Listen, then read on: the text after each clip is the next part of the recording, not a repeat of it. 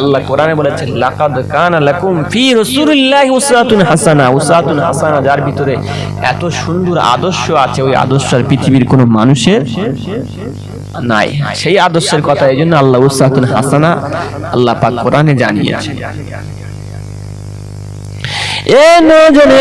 পৃথিবীর জমিনে দেখতে পাওয়া যায় আমার নবীকে নিয়ে যারা বাজে মন্তব্য করবে, কি দাড়িওয়ালা, কি টুপিওয়ালা, কি নামাজি, কি মুত্তাকি, কি হাফেজ, কি মাওলানা, কি মুফতি, কি পীর সাহেব, আমার আল্লাহ কাউকে দেখবে না।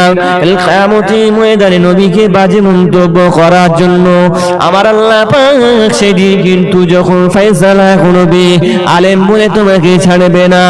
এ নজরেরা মদিনা মসজিদে নববী শরীফে আল্লাহ নবীর সাহাবাদের ভিতরে তর্ক শুরু হয়ে গেল।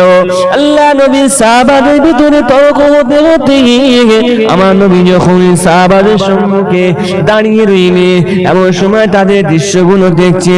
বিশ্ব নবীর সম্মুখে সাহাবায়ে কেরামেরা তারা তর্ক বিতর্ক করছে, করতে করতে এক পর্যায়ে তাদের কথাটা আমার রাসূলুল্লাহর কথার উপরে হয়ে গেল। আল্লাহ নবীর সাহাবী হযরত যায়েদ বিন হারেস বাড়িতে চলে গেলে মদিনার জমিনে এক সপ্তাহ হয়ে গেল আর মসজিদে নববী শরীফে আসে না।